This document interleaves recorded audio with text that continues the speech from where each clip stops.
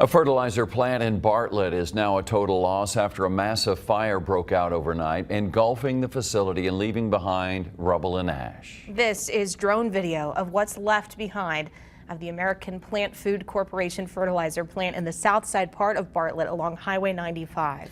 News 10's Ali Kadlabar was there overnight as the fire was happening. She shows us how crews worked to get it under control and what happens next.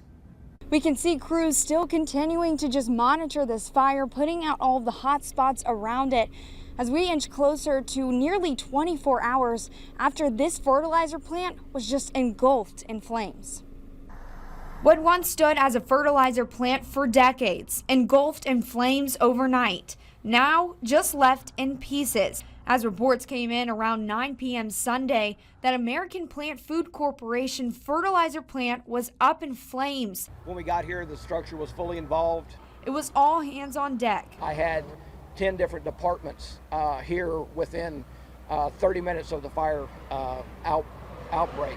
As fear from what could happen from the chemicals in the plant left agencies with a cautious approach. It was determined not to apply any water to make sure that the runoff from all of our firefighting activities didn't contain anything that was hazardous. This process left crews monitoring the fire into the morning, preventing it from getting out of control. This morning we put out some spot fires around. Just less than a mile down the road is historic downtown Bartlett. Jay Revoir, owner of Don't Trip Vintage Clothing, recently bought a business there and says he didn't even know about the fire until this morning. Super concerned, you know, the town's an old historic town. He says he was shocked this happened so close to his small business. Because it's not even like a quarter mile away from this historical strip, so that was my first concern, was how far did it spread.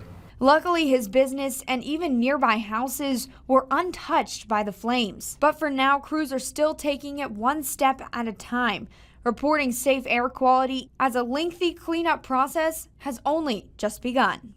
Now, officials tell us that they will continue to monitor the fire, possibly dumping water on the plant tomorrow or later this week. They also say they will get back with us on more information on what caused this massive fire. In Bartlett, Ali Kadlabar, KWTX News 10. At approximately 7:30, the West fertilizer plant was on fire, fully consumed. At approximately 7:55, the plant exploded.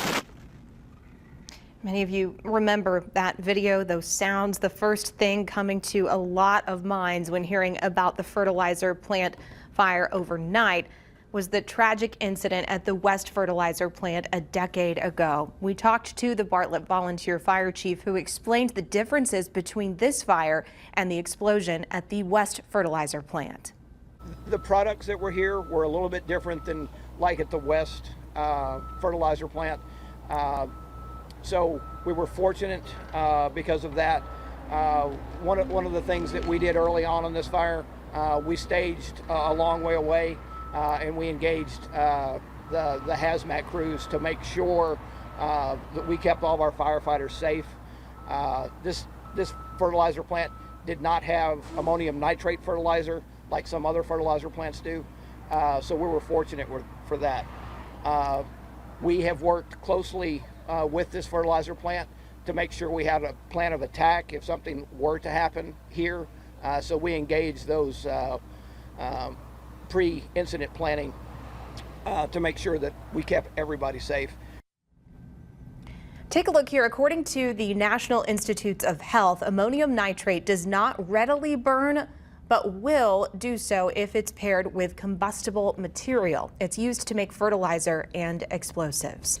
The fire chief also thanked nearly a dozen other fire departments in the area that quickly rushed to help when they heard of the fire.